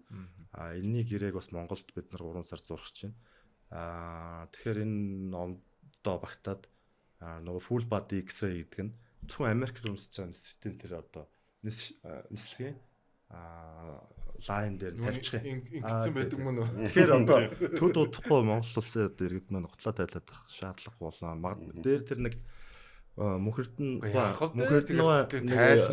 юу байсан лайв байсан шүү дээ.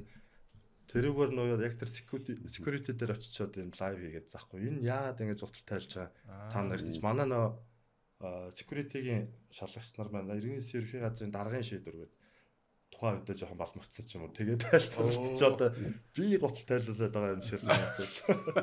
Би нэг шал өөр нэг сони юм хэлэхэд бол юу одоо Мят компани яг хуу ер нь зөвөр ковидын үеэр хятад одоо Европын орнд одоо маск одоо protective gear одоо нөгөө ерөнхийдөө хамгаалах хэрэгсэлтэй ер нь банк зөөжсэн байхгүй 767 300 гэдэг онгоцны суудлуудыг авч байгаад ингээ хайрцагтаа зөөж дээр нь тавиад доор нь контейнертай зөөгөөд ингээд юу яасан ерөнхийдөө бол одоо бас ковидын үеэр бас Мят компаниг одоо аварсан бас нэг одоо орлого их усвэр тэр байсан.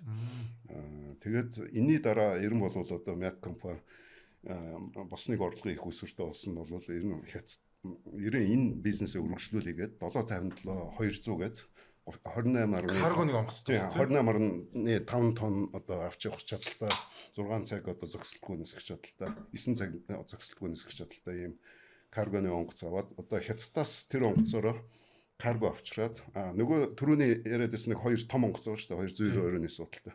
Тэр чинь доороо нэг 20-25 тонн карго аваа авчирдаг байхгүй. Тэгээд одоо ерөнхийдөө Франкфурт, Стамбулын чиглэлд бол банкын карго зөөж ерөнхийдөө энэ гадны зах зээлээс бас орлого болж байгаа. Дээр нь ер нь бол одоо өнгөрсөн жил 25 онд 54 мянган Чингис хаан олон улсын нисэх буудлаар 54 мянган зорчигч одоо ингээд транзитаар дэвэрлээ. Ихвчлэн одоо Сеул, Франкфуртын оронд, Стамбулын оронд. Тэгээ Сеул, Стамбул, за зарим нь Бээжин, Токио, Хонконгоос явж байгаа. Тэгээ ер нь бол яг хуу одоо цаашдаа хөгжлийн тухай ярих бах те юм тэгдэг гэж бодож тэгэхээр Мят дээр бас айгүйх асуудал байгаад идэг чинь зүгээр бас та ингээд яг одоо саяных шиг ингээд ярьчвал хүмүүс айгүйг ойлгох нь шүү дээ. Одоо түрүүн ч ярьлаа. Энэ нэг улс төрийн хамаарал байгаад байгаа шүү дээ. Мят дээр те ингээд нэг дарга солигдонгууд л тэр чигээрээ солигдоод эсвэл нэг даргынх нь уйдаг уяачин ихнэр нь цэвэрлэгч болсон чинь яасан чинь бөө асуудал ингээд энэ нэг ийм дарга таарсан хамааралч байдаг юм уу те нэг ийм ковидын үеэр л яваад исэн юм шүү нэг юун дээр л гэх мэтчлэн те энийг юу нь яаж болов хэвчээ миний зүгээр бодлоор за боли үнэхээр одоо хувьчилж болтгүй юм бол ядч 51% олон нийт рүү ингээд хувьцаа гаргаад тэгээд ингээд нэг ийм тогтвортой те ингээд нэг ямар ч сайд гарч исэн ямар ч дарга байсан ингээд тогтвортой бодлого нь явж идэг ийм болох боломж байдаг юм уу тий. Тэгэл одоо ингээд би бол cabin crew-дээ бол айгүй дуртай. Манай тэр stewardess-үүд ямар лаг тий ингээд өчнөөл юм одоо онгоцнуудаар нисч үзлээ. Манайх бол яг Аз ихгүй тий. Азууд чи ингээд амар сервистэй айгүй сайн мэддэг штеп. Ерөөсөө манайх бол үнэхээр сервистэй лаг. Одоо чи Европ ч юм уу тий Америкийн сервистэй харьцуулдаггүй штеп. Ер нь бол Гэтэл яг тэр нэг дарга дагсан ч гэдэг юм уу эсвэл нэг сайд яг л нэг юм ятих ингээ өөрчлөгдөж идэг нэг юм танил талын юм. Энийг өөр нь яаж болох ёстой болоо та юу гэж бодсон. Яг мят Хамгийн их шүүмжил дагуулдаг байгаа юм шүү дээ тий. мят одоо төрийн өмч төвцөт компани гэдэг тийм. Тэгэхээр ер нь бол 100% засгийн газрын хувьцаанд бол 100% засгийн газартай байна шүү дээ. Гэхдээ засгийн газрын тогтоолоор бол ер нь тодорхой хувийн хувьчлах одоо тийм шийдэл гарцсан. Тэгэхээр ер нь бол одоо ингээд цаашдаа яг одоо янз 51% тий. тий Ирчис Монгол гэдэг одоо компани доор байгаа шүү дээ. Ерөнхийдөө тий Ирчис Монгол одоо холдинг компани гэдэг одоо толгой компанитай байгаа. Тэгээд энэний дараа ер нь бол яг одоо улсын их хурлаар яг хэдэн хувийн хөвчлөх үгүй юу тэн дээр бас ажил гарах юм шиг үлээ. Тэн дээр ингээд ерөнхийдөө яриад шийдэх юм шиг л. За энэ бол нэг доктортой болох гэдэг тий. Тийм яг одоо би хувь хүний хувьд одоо мят компани яг хамаг юмтан зууртаа явж байгаа хүний хувьд 1 оноос хойш би ажиллаж байгаа. Одоо тий 25 жил ажиллаж байна. Тэгээд муу сайнны бүгдийг ер нь бол тий хувьчлаасаа гэж боддог. Хувьчлахтаа зөв хувьчлаасаа тий бас яг өрсөлдүүлж одоо яг тэр хамгийн зөв бодлого барих одоо тий цааш нь хөгжүүлэх тэр одоо газар нь одоо яг өрсөлдүүлж сайн хувьчлаасаа л гэсэн тийм одоо бүх насаараа энэ компани ажилласан үний хувьд бол тийм л хүсэл байдаг. Илүү зөв сонголт байх. Тий ер нь яг гоо тий ер нь альч байгууллагын удирдлага бол одоо мэдээж улс төрөөс хараат бус байх юм бол тэр бол мэдээж одоо тогтвортой орших хөгжлийн бодлогоо зөв тодорхойлох илүү бизнесийг урт хугацаагаар харах тий. Бизнесийг урт хугацаагаар харах гэдэг бол ерөөс агаарын тээврийн бодлогын цөм. Энэ бол ерөөсөө нэг онгоц худалдаж авлаа гэхэд 30 жил ашиглана шүү дээ. Нэг онгоц түрээсээр авахд ер нь нэг шинэ онгоц бол 12 жил ашиглана. Тэгэхээр энэ зүгээр нэг жилийн одоо орлого зарлага ашиг бол агаарын тээврийн компанид бол бас тийм чухал ш.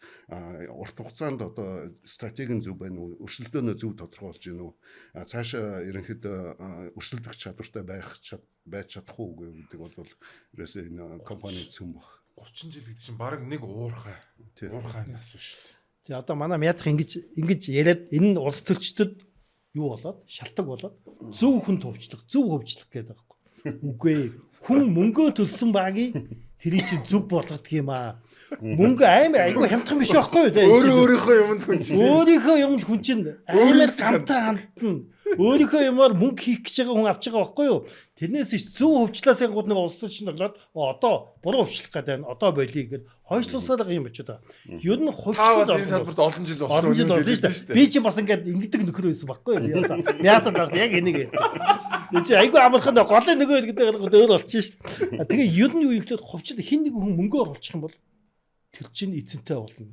Тэр мөнгөнийхөө төлөө ажилдаг болно. Тэр мөнгөө хүн өсгөх гэж олж байгаа байхгүй. Тэрнээс зүгээр л мөнгөө спенд хийгээл хин ч ирэхгүй заах гэж байгаа юм. Юусэн биш.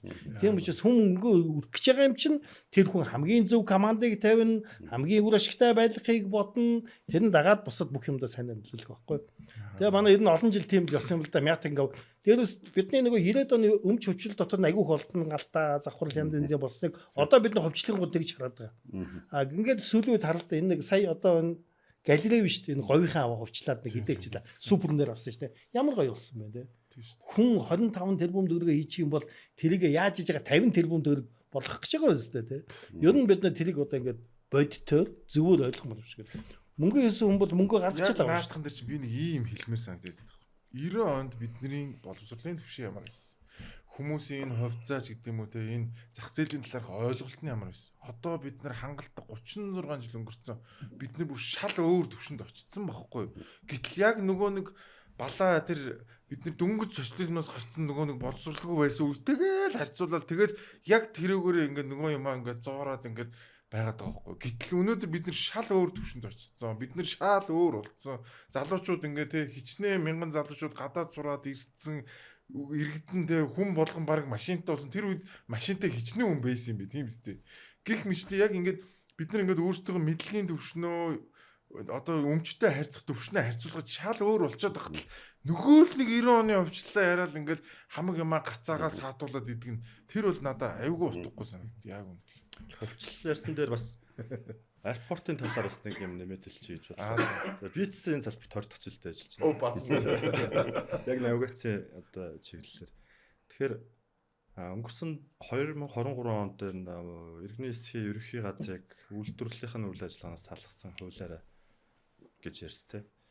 Өнөөдрийг бол яагаад энэ Монголын аэропортууд өөрсдөө хөгжөөг юм бэ гэж нэг асуулт гарч ирнэ. Аэропортууд бас хэцүү шүү дээ. Яг үүнд. Тэгэхээр энэ маань өөрөө л яг л төр үйлс. Төр өөрөө энэ аэропортуудыг авч яваад тухайн аэропортууд дээр хөрөнгө оруулалтыг нээхгүй хүний нөөцийн чадварчлах одоо энэ асуудлаас үүсээд өнөөдөр ийм байдалтай байгаа. Дөрвөн энэ саяын хуулийн өөрчлөлтөөр бол төрийн өмчт компани болгоод гаргаснараа энэ аэропортуудыг бүрэн төр хувийн хвшлийн хамтын ажиллагаагаар за бүрэн хувийн хвшил шилжүүлэх бүрэн орон нутагт нь шилжүүлж энэ аэропортуудыг бизнес болгохын боломж нь бүрдэж байгаа гэсэн. За одоо ингээд дөрвөн аэропорт буюу баруун талд Ховд, зүүн талд Дорнод, урд талд Өмнөгов, хойд талд Хөрсөл гэсэн дөрвөн аэропортыг олон улсын статустай аэропорт болохоор төлөвлөө явж байгаа. Энэ дөрв дээр төр хувийн хвшлийн хамтрал хийх бүрэн боломжтой. Орон нутаг энийг хувийн хвшилтэй хамтраад авч яваад бизнес болох бүрэн боломжтой. Энэ аэропорт өөрөө маш сайн хөгжиж чадах юм бол ирээдүйд бас агаарын тээврийн эсийн салбарт аюул том өөрчлөлт шинжилт авчрах юм зүйл юм болов уу гэж бол хардаг. За ингээд засгийн газраас зам тээврийн яамнаас энэ жил Өмнөговын аэропортыг бас олуулсан 4C болохоор ингээд хөрөнгө оруулагч нартайгаа бас тодорхой хэмжээнд сая бас Парист 4C гэдэг нь юу гэсэн үг вэ? арай жоохон том онгоц солоо одоо 150 60 хүний одоо даацтай онгоц буучих юм боломжтой. Ийм аэропорт гэсэн. Тэгээд эргээд олон улсаас тухайн аэропортууд руу шууд нислэгүүд хийгээд ирэхээр мэдээж аэропортыгаа дагаад тухайн одоо орон нутгийн үйлчлэгээ сайжирна, стандарт нь сайжирна. Ингээд тэр орон нутаг өөрөө хөгжөөд ирэхээр эн чинь өөрөө цаашаа дагаад хөгжих боломжтой гэж хардаг. Ялангуяа одоо энэ цаг хугацаанд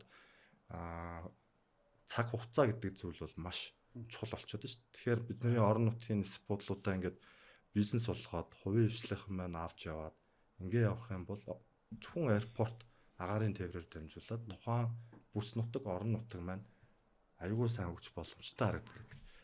Баруун зүүн бүс маань өөрөө стратеги ач холбогдол бий одоо газар нутаг шүү дээ. За баруун тал гэх юм бол Шинжаа уугар тий. Шинжаа уугар өөрөө хятадын ямар том бүс нутаг вэ? Цаашаа энэтэг Пакистан. Хойшоогоо Орос руу ингээд бид нар тэнд дан ганц зорчигч үйлчлэхээс гадна карго тээвэр e-commerce буюу онлайн худалдааны карго ч гэдэг юм ингээд энэ дэд бүтцээ дагаад аэропортуудыг хөгжүүлэх юм бол эргүүлээд орон нутаг аюулгүй сайн хөгжих боломж болцсон харагддаг гэж байна. Тэгэхээр энэ дөрвөн аэропорт бол удахгүй 2030 он гэхэд аль хэдийн одоо олон улсын аэропорт болоод үйл ажиллагаа явуулаад эхлэв гэж юу нь бол төлөвлөд ажиллаж байна. Би ингээд өстой цэвэр хувийн нэг санал хэлэх үү. За юу вэ штэ Баян хөлгийн Ховд одоо Улаангом тий улс энэ гурын дунд ер нь нэг тал талаас нэг 200 орчим километр байхгүй. Дунд нь нэг том аэропорт арай дугуун гурван тал руугаа сайн зам тавьчих юм бол тийшээ ерэн бол одоо нэг нислэгийн давтан жигтэй өдөртөө баг 2 нисдэг ч юм уу 7:37 нисдэг ч юм уу те том онгоцоор нисдэг ч юм уу тэгээд ерэн тэр төвөөсөө ингээд юу яадаг тэр чинь сайхан хөндөө яваа шүү дээ. Тийм бас уг нь тийм бодлоо гэдэг байхгүй. Яг хоо энэ бол хэцүү л дээ хэцүү. би одоо нэг онгоцны буудлын нээлтийг хийж исэн юм байна. Хам бомбот гэд тэгэд хам бомбот ч юм бол амар хурдан барьцсан. 2 жил болсон. Тэгэл юу юм бэ? Яг тэр нэг хам бомбот шиг онгоцны буудлах болчихсон юм тийм тий. Даацсан үед тэр чинь 4C үгээ түрүүний хэлээдсэн. Тий 4C юу тий. Хам бомбот бол айгүй хурдан. Яг ингэдэг л юм л да. Би чи орон нутгийн нислэгийн айгүйх тулчлагтай тий. Хүмүүс айгүй хэцүү. Бид нар чи нөгөө аймгийн захиргаанд дагуулсан учраас яг одоо Увс ховдын одоо хамгийн ховд руу явах Увс аймгийн харьяат Улаангом руу л явж байгаа. Тэнд аймгийн төв нь байгаа. Тэнд манайд холбоотой бүх ажил үйлс бүх юм байгаад байдаг хүн учраас ховд хэдийгээр ойрхон байсан ч гэсэн тэр хүн аймаг руу явах нь илүү чухал байдаг. Аймгийнхаа төв рүү явна. Бид нар айгүй олон янзаар вариант хийж үзсэн. Тэгээ эцсийн дүдэндээ одоо Баян хөлгийн Тэнгэл сум ховдтой хамаагүй ойрхон хэрэндээ үлгэр рүү явах нь чухал. Яг л аймгийн төвдөр таньдаг найз нөхөд одоо хонох ч юм уу янз янзын болгоод тэнд бүх юм. Дээрээс нь манай ялангуяа хөдөө орон нутгаас ирж байгаа улсууд эмнэлгийн үйлчлэгийг авдаг байхгүй. Эмнэлгийн үйлчлэгийг чинь заавал аймаг дээр хий. Багш юм шүү дээ. Заавал өөрийнхөө аймаг дээр очино. Тэндээсээ нөгөө 14 аав билүү нөгөө маягтаа аавна хот руу явахын тулд. Гэх мэтчлэн бид нар ингээд хиймлээр айгүйх уйдсан юм хүмүүс. Тийм учраас тэр улсуудыг одоо ингээд яхад хэцүү. За орон нутгийн засаг бодол дээр нэг ийм юмнууд байгаа. Бид орон нутгийн засаг сахилгаанд илүү өгмөр байгаа. Миний нөгөө яриалдаг Манжурын кейс те. Бид нар Манжур руу ингээд анх нислэг үлдэж эхэллээ. Манжурыг ингээд юм болгох гэдэг. Манжур хотын захиргаанд аягүй хит уулздаг. Та бид нэг дэмжээч. Тэгсэн чи окей дэмжээ асуудал байхгүй. Бид нар ингээд татаас үгүй. Тэгээ та харин гэхдээ жилдээ одоо 15,000-аас доошгүй золчиж авчих шүү. Тэгээд гэрээ угаалаад. Тэнгууд нь хятадын дотоод бодлого амар ухаантай. Татаасыг надад өгөхгүй. Миний төлөх ёстой Манжурын засаг бодол төлдөг мөнгө биш үү? Би чинь төлөх ёстой ч очиж байгаа юм чинь. Тэр мөнгийг төлнө. Тэгээс юу болж ин хятадын мөнгө хятадаа үлдчихэж байгаа. Гарахгүй. Би яаж 15,000 золчигч явж миний нөгөө үн хямдалцсан юм чи 15,000 золчигч аваачаад нөгөө хэд маань нэг хүн 1,000-2,000 доллар зараад тэгээд бид нар одоо их чи 15,000 ч одоо хөөд энэ хүний 1,000-2,000 үлжүүлэх хичнээн сая долларыг тэнд үлдээгээд байгаа юм тийм. Тэрний шиг манай аймаг однууд бас ийм хармаар байгаа байхгүй юу? Ер нь одоо жоохон том төвшөндөө харж чадвал одоо Ирээн бас яг тийм хийж байгаа.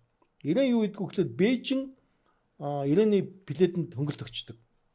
$50. Тэгэнгүүт яаж ин Бээжингээс хэлсэн хөө Ирээнд бууж 1 хоноо яваад байгаа байхгүй. Ирээн хотын үйлчилгээ, хоолунд, буудад бүх юмдаа тэрний буудлын бол айгүй аштах бол би сайн айгүй хөөрхөн шүү дээ. Айгүй хөөрхөн байгаа зү дээ. Тэгээ энэ мэтчлээ ингээд орон нутгууд яаж хүн авчилж, яаж хөгжих үү гэдгийг нь ерөөсөө ингээд нэг хол хайгаад хэрэггүй баг. Урд төшөөс копи паст хийгээл те. Эдгээр ингэдэг юм бид нэг ингэж дөрөө. Ингээд баймар байгаа уг нь. Тийм биш. Гэвч одоо бас аймаг бас хэзүү шүү дээ. Тэгэхээр сонгуул амар улс төрждөг. Сонгуулаар солигддог те тэгэл ингээд. Ер нь Монгол улсын хувьд бол бид чи айгүй жижиг болсон байхгүй. Манай эдийн засаг жижиг юм. Бид айгүй жижиг юм. Ийм учраас дээрэс нь Монгол хүний амар том давуу тал гэдэг нь бид нар нүүдэлчин соёл юм шүү дээ. Бүх юмд адопт хийхдээ айгүй амарх. Монгол хүн бол айгүй ухаалаг. Тийм учраас тухайн нөхцөл байдалтай бид нар яагаад баруун очингуудаа шууд айгүй сайхан соёлтой хүмүүжлтэй иргэн болоод нутагтаа эхлэх байгаа болдог гэдэг чинь тэр нөхцөл айгүй сайн адопт хийж чадж байгаа байхгүй юу? Тэгээ би одоо сүүлийн үед бид ингээд юмнууд ингээд хараад тахлаа манай ингээд төр засгаас айгүй зүв бодлогод яваад байгаа байхгүй юу? Энийг хөвчлээ, энийг хөвд өгөх хэрэгтэй, энийг энэ дүрмээ ингэж өөрчлөө. Энэ дотор миний хэлмээр нэг санаа яваад байт. Энийг төрөхнөр хийх гэдэг байхгүй юу? Тэгвэл нөгөө төрөх чинь юу гэж өөрийнхөө тэр гоё ашигтай юутай юм салах юм бэ? Салтгүй байхгүй юу? Битсэн ш дандаа сална шүү дээ. Салахгүй. Тэр энэ чи биш сая. Чи өөрөө тэгж бодож байна. Overall-тэй нийтээр нь харангууд төрийнхэн өөрийнхөө хүнд судлаас ирэх мэдлээс хизээ салдаггүй байхгүй. Салахыг хүсдэггүй. Тэр хүн маргааш таашаа огцрох байсан чи маргааш нь солигж ирсэн тэрийг бичээ үлдээчихдэг. Тэгэнгүүт одоо юу болж ирэхлээр бүх юм айгүй төрөөс хамааралтай. Одоо ингээд сүүлүүд ингээд төрийн айгүй олон компани бид айгүй их төрөөс хамааралтай болж байгаа байхгүй. Одоо иргэний засгийн ерөнхий газрын нэг байцаагч амнаас хамааралтай бидний амьдрал тийм болгоод байгаа байхгүй юу? Энэ бол таны буруу биш. Энэ манай системийн асуудал байхгүй. Одоо шинээр гарч байгаа хууль дүрмүүд байна те. Дандаа төрийн байгууллагуудаас саналыг авдаг. Төрийн байгууллагууд хийдэг. Манай хийхдээ өөрийнхөө ингээд барьеруудыг сайхан хийгээд ингээд шат матыг ингээд буу зэвсгээ огсолч. Хувийнхан бол тэнд хаашааж олж чадахгүй юу гэж бодоод тэр хүн тэр битсэн хууль дүрм маань юу болж ийм гэхлээр ямар ч тохиолдолд төрөөс хамааралтай нийгэм бүтээж байгаа байхгүй. Тэгээ манайх бид нар энийгээ салмаар. Энийгээ салчих юм бол Монгол хүн айгүй түргэн ухаантай янз янзын юм шидэж чадна. Бид илүү түргэн хөгжил төрүүлж чадна. Одоо бид төрийнхнөр нөгөө энэ хувийн юмаа хийх ажлуудыг хийлгээд байгаа хэрэг энэ маань дандаа үр дүнг болоод байгаа байхгүй. Энийг бас нэг зүв болгочих юм бол нөгөө тавьж явуулахгүй шүү дээ нөхдүүд. Тавихгүй шүү. Одоо сая сүүлд нөгөө нэг зөвшөөрлөө хууль гэдээ ярьж байна л да. Тэгээд өөрхий ингээд яг хав ингээд зөвшөөрлөө ингээд мэдэгдэл болгоал гэдэг. Гэхдээ нэг төчөөд ингээд тусгай болно зөвшөөрөл байгаа байхгүй юу? Тийчээс нэгийг л мэдэгдэл болоод байгаа. Чи төчөөд юм байна шүү дээ уг нь те. Ингээд 60-аад юм байхад нэг хоёрхныг мэдэгдэл болгоод байгаа байхгүй. Тэгэл ингээд барьж одоо яг би бол тэр Монгол нийтийн олны одоо зөвшөөрөл болгож штэ тий. Чи одоо нийтийн олно штэ. Тэгсэн би нөгөө Словенд нийтийн олны зөвшөөрөл болгож байгааг харахгүй тий. Тэгсэн яадаг гэсэн чинь ганцхан юм шалгаж байгаа байхгүй юу? Юусе ганцхан юм тэр хоолны тогооч могооч юм байх нь. Сава яаж цэвэрлж? Dishwasher байна уугүй юу? Dishwasher дээр яг ажиллаж гин үгүй. Тэр нь ямар ийм шаардлагатай. Тэгээс тэнд хэрглэж байгаа хүний сав суулгал нөгөө ариутгалаа хангах хэрэгтэй. Муу хоол явуул хийж орохгүй хогно тий. Тэрүүний асуудал байхгүй. Тэр лүү н ороод тэр байшин шатчул хогно. Өөрөө байшин шатвал тэрүүний хог штэ тий.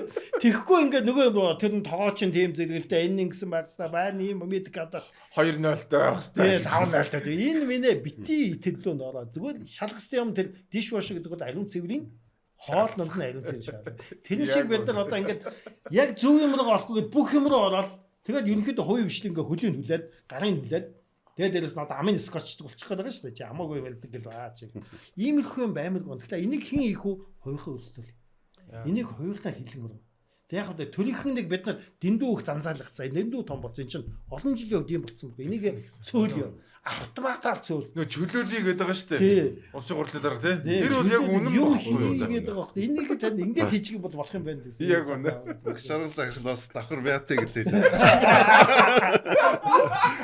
Давхар мятыг гэлээ. Тэг яг мят яг юу ахгүй түрүүн би нэг юу асан шүү дээ. Одоо дотоодоос орлого болохоос гадна одоо үндсэн зорчигчдоос өөр одоо гаднаас ингээд транзитээр орлого болж байна. Дээр нь манай инженерүүд одоо коронерийн онгоцнууд хүнд хэлбэрийн их засвар хийж чинь бүр онгоцыг бараг задлаач яг буцааж ингэж юмнуудын засаад өгсөн. Тийм одоо жилдээ үндсэндээ за нэг бараг 10-аад онгоц ингээд ерөнхийдөө засаад нэмэлт орлого болчихно. Энийг цаашаа хөгжүүлвэл бас Монгол инженерүүд сайн тий. Энэ дээр аюу их боломж байна. Манай газрын одоо үйлчлэгээнийх юм бол одоо зөвхөн мятын онгоцнуудыг хүлээж авдаггүй шүү дээ. Бас одоо Туркиш тий ярьж байна. Коронерийн онгоцнуудад үйлчлэгээ үзүүлдэг. Энүүгээрээ бас ингээд ганц одоо Монголд иш гадаад ингээд менежмент хийгээд явах тийм боломжтой чадхтай улсууд байна. Тэгээд яг хөө түрүүн ерэн зүгээр компаниуд бол ер нь тийм би хувьдаа бол энэ компаниг тийм хувьчлах гэдэг нь бол яг хөө IPO хийгээд тэр бас стратегийн хөрөнгө оруулагч ороод тэгээд явуулсан. Зүгээр яг Монголын нөгөө хөрөнгөний мэржийн одоо даацсан нэр хэдийн те бас тодорхой үн гадаад Хонконг ч юм уу Сингапур ч юм уу гараад явал мэдээж сайн. Манай ч олон улсын бирж дээр гарсан хэд хэдэн туршлага байгаа шүү дээ. Тэгээд ер нь бол агаарын тээвэр бол энэ economies of scale гэж англиар хэлдэг те. Одоо массын бизнес аахгүй. Өөр ер нь зүгээр юу шүү дээ. Манай өрсөлдөж байгаа бүх компаниуд одоо хамгийн амар нь Air China бараг 900-аад онгоцтой шүү дээ. Turkish яванда одоо хизээ 28 онд 700 онгоцтой болно. Коронер одоо Эжанаг сая худалдаад авцсан. Коронер Эжанагийн түүхийг газ дурч. Энэ юу байхгүй? Өрсөлдөөний хуулиар хоорондоо ингээд хоёр компани хоорондоо өрсөлдөг гэдэг Солонгосын засгийн газар ингээд байнга өрсөлдүүлдэг гэсэн. Тэгсэн ковидор угаасаа үнэнд одоо дийлдэд Эжанагийн өрн дийлдэхэ болоод тэгээд ер нь бол худалдаж авах газар олохгүй болохоор коронерт санал тавиад коронерт хөнгөлтөө зээл өгөөд Эжанаг худалдуулж авах болсон. Ер нь бол авах. Тэгээд ингээд болвол одоо Budget airline байсан шүү дээ тийм. Budget Shoilo Foods гэсэн. Тэгээд нөгөө budgetууд нь одоо TUA, Jeju airline ерөнхийдөө нэлээд хэдэн компаниуд байна. Тэд нар бас нэгдээд байгаа шүү дээ. Тийм тэд нар бас нэгдээд байгаа. Тэгээд эднэрийн санаа бол миний харж байгаагаар бол юу байхгүй. Хуучин бол ингээд одоо сайн өрсөлдүүлэе гэж боддог байсан бол ер нь бол за ковидэр энд дими юм байна. За тэгээд байршил сайтаа энэ олон улсын зах зээл дээр одоо нэг том компани үүсгээд өрсөлдүүлье. Лоукостуудаа ч гэсэн ер нь нэгтгэхэд өрсөлдүүлье гэсэн ийм бодлого руугаа ер нь бол орч. Тэгээд ер нь энэ merger and acquisition гэдэг бол энэ агаарын тээвэрт одоо би нэг худалдаж авах бол байнга байдаг асуудал. Монгол ч гэсэн явандаа одоо мятыг зөв хөвчлчүүл одоо хүннүү мят хоёр нийлдэг ч юм уу те. Одоо заавал хүнүүд даваад болгож юм шүү. Зүгээр нэг арай Монгол нийлдэг ч юм уу те. Бага компани бүгд нийлдэг ч юм уу. Ингэснээр яг өрсөлдөөн байх нь бол чухал мэдээч. Гэхдээ бас эн чинь нөгөө нэг юу штэ хэрвээ бид нар энэ гадны зах зээлээс их мөнгө олж чадах юм бол эргээд Монгол зорчигчдынхоо одоо нислэгийн давтамж их байна те. Тэгэхээр суудл гаргалт их байна, онгоц нь олон байна. Нэг ж онгоцонд одоо нэг суудалд очих зардал нь багасна. Гэх мэтлэн энэ одоо economies of scale-ийг бид нар чадлынхаа хэрээр бүрдүүлэх хэрэгтэй байхгүй. Тэгжиж ер нь бол тэгээд ер нь бол мятын нэг бодлого бол бид нар дэлхийд даяар нисч чадахгүй. Биднэрт 1000 онгоц алга. Тэг хэдэн зуун онгоц алга. Тэгэхээр ерөөсөө бид нар бол хамтын ажиллагаан дээр тулгуурлая. Ер нь бол их онцгой салбарлалтай их сонио. Стратеги юм ярьж шүү. Өрсөлдөд байгаа мөртлөө хамтарч ажиллаад байдаг байхгүй. Одоо коронер мят хоёр жишээлбэл бид хоёр одоо коронер мят хоёр өрсөлдөгч. Бид хоёр хизээч үнэ тохирохгүй. Одоо хуулдахгүй те үнэ сетап хийхгүй. Гэхдээ бол одоо коронер бид нар бол ингээд одоо мятар сэвэл ороод цаашаа коронер бол чөлөөтэй цааш нь холбож өгдөг. Ерөөсөө ийм хамтын ажиллагаа дотооддоо ч гэсэн бид нэр ингэж хамтарч ажиллах одоо хэрэгтэй. Тэгээд Мят компани IPO хийх юм уу хувьчлал бол энэ бүхний суур болно гэж би бол хувьдаа орчих. Ямар гоё үг хэлвэ. За юуны төрөнд бас бид хэд бас энэ цензургүй ярих нь боломжийг бас гоё юм санагдсан байх шүү. Энэ залуу санагдсан шүү дээ. Өөрөө яриад байна уу? Яа гэл. Тэгээд мөнх чаргал захирлын хэлдэг бол үнэ. Энэ дүрм журмуудыг бид нар аль болох чөлөөлөх ёстой, боломжуудыг олох ёстой. Мэдээж аюулгүй ажиллагаа алдахгүй. Шинэ хууль өргөн барьж байгаа. Тэгээд шинэ хуулийн дээр нэмэлт өөрчлөлт оруулахаар. Энэ хууль хэрвээ батлагдаад гараад ирэх юм бол бид нар дахиад дүрмөндөө өөрчлөлт оруулах. Энэ дээр бид нар дахиад сайн ажиллая. Илүү нөгөө боломжуудыг нь хувийн хвшлийнхандаа олгодог байдлаар. Сая энэ хуулийн дүрмэн дээр бол яг үнэ хэлэхэд би яг 100% бас гардаж орч чадаагүй юм. Тэгэхээр одоо энэ шинэ хуулийн нэмэлт өөрчлөлтөн дээр бид одоо бодлогынхоо ирээдүйн бүх энэ асуудлуудыг айгүй зөвөр харж дүрмээ дахин боловсруулах юм хэрэгцээ шаардлага үүсэж байгаа. За Батбаяр захирлын хэлдэг ялчгүй. Одоо Монгол дотроос бид нар энэ цөөхөн төрөний хэл төр жижигхэн улс гэдэг нь шүү дээ. Тэгэхээр бид нар нэгдэж агаад олон улсаас бид нар ашиг олох хэрэгтэй.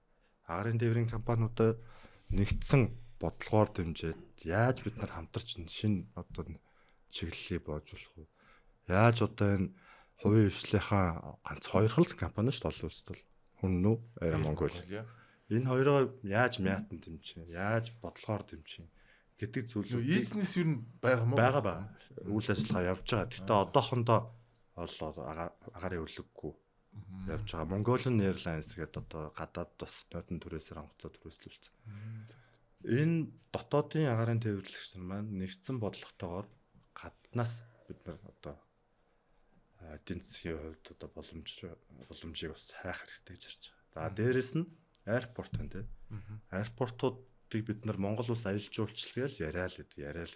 Тэгэхээр мэдээж тэр дэд бүтц байхгүй бол мянга аялал жуулчлал яриад явах үү. Тэгэхээр бид нар дэд бүтцээс хийгээд түүнийг дагсан стандартын шаардлага хангасан үйлчлэгээнүүдээ маш сайн болгоод ингэх юм бол бид нар жилийн 4 улирал хүн далаа одоо дунд байж байгаа энэ улсаас маш их боломж өнгө урсгалыг татах боломж болцоо бүрдэнэ гэж хардаг. Дээрээс нь тээвэр, карго Орос хятадын голд оршиж байгаа энэ маань карго тээврээс бол маш их боломжийг олох боломжтой гэж хардаг. Тэгэхээр бид нар ерөөсөө л олон улсаас хамтдаа нэгдэж байж л одоо гарц гаргалгаа гарнаа.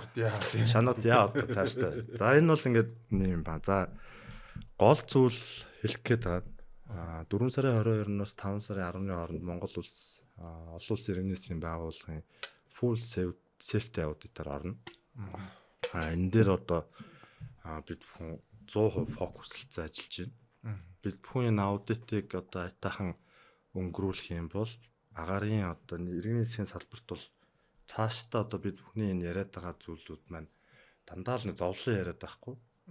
Асар хэмжээлснээс ч одоо төсөөснөөс ч их тийм боломж байгаа Монголын. Тэртээ тэргүй дэлхийн нийтээрээ агарын тээвэрлэл хандчихлаа шүү дээ. Ковидын өмнө ямар байлаа? Одоо тэгэхэд агарын тээврийн энэ зах зээл одоо ямар болж байна? Ирээдүйд дахиад тэ нудрон хөнгөн нисгчүүд хөрмжил бүгдээр одоо ингэ хөгжиж явах учраас илүү нөө зам тээврээс илүү агарын тээвэр бол дэлхийн нийтийн одоо фокуслсан гол салбар болж хувирж байгаа. Тэгэхээр бид нар энэ дээр урдчилж харж маш сайн төлөвлөж ажиллах юм бол Монгол улсад бол маш их боломж байгаа гэж хардаг. За навигацийн үйлчлэгээ гэдэг би одоо энэ нэг өөрөө навигацийн хүн болохоор сүүлд нь дээгүүрс ч онгоцоо.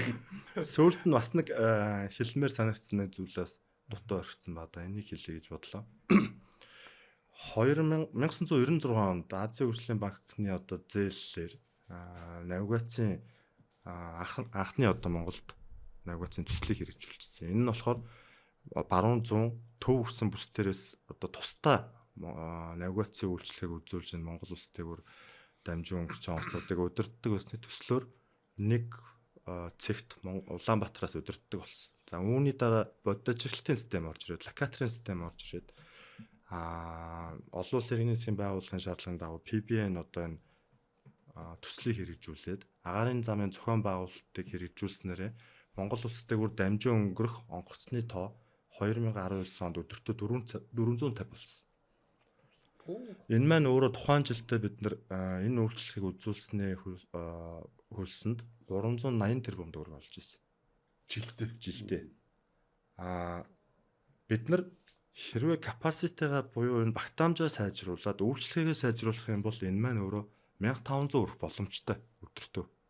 Дамжин өнгөрөх 1000 хүртэл боломжтой. Тэгэхээр энэ маань өөрөө нэг их найд 1.5 их найд хүртэл одоо навигацийн хураамжийг бас Монгол улс олох боломжтой байхгүй. Энэ хураамж бид нар 1.5 их найдыг олдог болчих юм бол бид нар энэ хураамжаа аэропортууд руугаа зарцуулж болж байна. Нөгөө агаарын тээврийнхаа одоо татаасан төгч болж байна те. Бүгднгийн цалинд одоо хөрөнгө оруулалтанд тэгээд барахгүй шүү дээ бас их мөнгө гэж. Тэгэхээр бид нар энэ capacity-г сайжруулахын тулд нэгдүгээр хүний нөөцөд чадваржуулах хэрэгтэй. Тухайн агаарын замын ашиглалтыг сайжруулах хэрэгтэй, тоног төхөөрөмжөө сайжруулах хэрэгтэй. За тэгээд энийг бид нар яаж энэ жил хэрэгжүүлсэн бэ гэхээр жилдээ төсвийн тухай хуулиар Монгол иргэний засгийн ерөнхий газар засгийн газар улсад 80 тэрбум төгрөгийн одоо татаас орлого төвлөрүүлэх юм хуулиар төсвийн тухай хуулиар заасан байсныг Монгол улс 1989 онд Чикагогийн конвенцэд нэгдэж орсноороо дагаж мөрдөх үүрэг хүлээснээр навигацийн орлогыг safety-д зарцуул. Навигацийнх нь хөгжилтөнд зарцуул гэдэг бүр хатуу дүрмтэй байдаг байхгүй. Энийг өөрөө Монгол улс зөрчөөд яваад байсныг бид нар энэ жил 80 одоо энэ жил манах энэ жилийн гүйцэтгэл бол шал өөр төсөв рүү хийгээд исэн биз дээ тий. Улсын төсөв рүү хийгээд байгаа. За. Тэнгүүд тэр чинь өөрөө улс манайч төсвийн байгууллага биш шүү дээ. Төсөв рүү мөнгө өгөх ямар ч тийм юу эрх зөөлж боломжгүй. 80 тэрбумын өгөөдөөснийг бид нар энэ жил үгүй энэ мөнгө чинь ийшээ зарцуулах хэвээр мөнгө юм аа гэж бөө юм болж дэлгэр сайхан сайд засгаар авч орж нэлээ юм болж ямар ч сан 40 тэрбумын навигацид зарцуулах эрхийг авсан. Өнгөрсөн жилийн гүйцэтгэл манах 280 тэрбум. 280 тэрбумаас улсын төсөвт 80 нөгөө салбартаа 200-ын зарцуулж байгаа байхгүй. Энэ жил бол 40-ыг аваад улсад 40 өгнө гэсэн. Энэ 40-өөр нь бид нар юу хийсэн бэ гэхээр Францын засгийн газартай тохироод хоёр улсын засгийн газрын дэмжлэгтэйгээр Монгол улсад Дорнов аймгийн Сайн шанд Улаанбаатар хотод 2 навигацийн дээд агаарын зай өнгөрөлтийн төвийг тоног төхөөрөмжийг суйрлуулах хүний нислэгийн удирдлагын бэлдэх мэдээллийн аюулгүй байдлын одоо хангах юм лабораторитой байна. Франц, Монголын capacity-га нэмсэн биз дээ. Ерөөсөө экосистем бүрдүүлж байгаа навигацаа одоо ингэснээрээ бид нар дэд бүтцээ сайжруулж байна. Тийм бай. За энэ төсөл хэрэгжиж дуусны дараа Орос Украины нөхцөл байдал хэрвээ намжих юм бол Монгол улс дээгүүр өдөртөө 1000-1500 өнгөрөх боломжтой болчихж байна. Дэд бүтцээ хийцэн биз дээ. 3 дахин. Магадгүй 40 тэрбумыг бид нар аваад ийм хөрөнгө оруулалтаар Монгол улсын аарын замыг одоо дэд бүтцээ сайжруулчлаа шүү дээ тий. Францын засгийн газартай хамтраад магадгүй нөгөөд чинь 40 тэрбумын эрхчил бид нар өөрсдөө авдаг болох юм бол аэропортууд руугаа дахиад хөрөнгө оруулалт хийж болж байгаа байхгүй. Эсвэл одоо хүмүүсээ сургаж болж байна. Тэгэхээр Монгол улсын иргэний засгийн салбар бол ирээдүйд Монгол улсын одоо том магадгүй эрдэмтдтэй адилхан тий. Ийм том бас эдийн засгийн хувьд бас хөгжүүлэх ийм хөшөөрөг боломжны мал гэж одоо харж байгаа. За маш их баярлалаа. Өнөөдөр би мэдэхгүй болон асуулттай байсан нэлээд олон юмдаа хариулт авлаа. Тэгээд миний хувьд л өнөөдрийн ярилцлага бол үнэхээр өгөөчтэй ярилцлага боллоо. Тэгээ би энэ ярилцлагыг гой жижиг болгоод тавьчихна гэж бодож байна. Тэгээд та бүхэнд маш их баярлалаа. Тэгээд удахгүй ирж байгаа шалгалтанд нь амжилт хүсье. Шалгалт болгол хэцүү байдаг шүү дээ. Тэгээд шинэ бүтээлгээ дэвсээрээ ширээний юу гэлээ ширээнийхаа юуг ягаараа шинэ халаатаа өмсөөрэй гэдэг шиг тий. Тэгээ ямар ч байсан энэ одоо шалгалтандаа амжилттай орохыг хүсэж байна. Тэгээд ирээдүйд бас Монгол улс маань илүү олон ер нь бол ийм л шүү дээ. Сингапур ч бас манайх шиг л 3 сая орчим хүн амтаа шүү дээ. Тэгэхдээ тэнцээ чи маш их хүн ирж байгаа. Улс орны эдийн засгийн хэмжээ томрох тусмал Монгол улсад ирдэг очдог хүмүүсийн тоо холшин. Тэгээд Монгол улс улам илүү олон хүн ирдэг болоосоо агаарын тээврийн салбар маань улам илүү хөгжөөсөө тэгээд илүү хувийн хвшилтээр суурилсан ийм одоо улс болоосоо гэдэг энэ үлзийтэй сайхан өрөөлийг өөд нь өргөн дэвшүүлээд тэгээд өнөөдрийнхөө энэхүү нэвтрүүлгээ өндөрлөё. Тэгээд ийм гоё шин залуу удирдлага байгаа учраас үнэхээр би бол тэрэнд итгэлтэй байна. Баярлалаа. За баярлалаа. За их баярлалаа.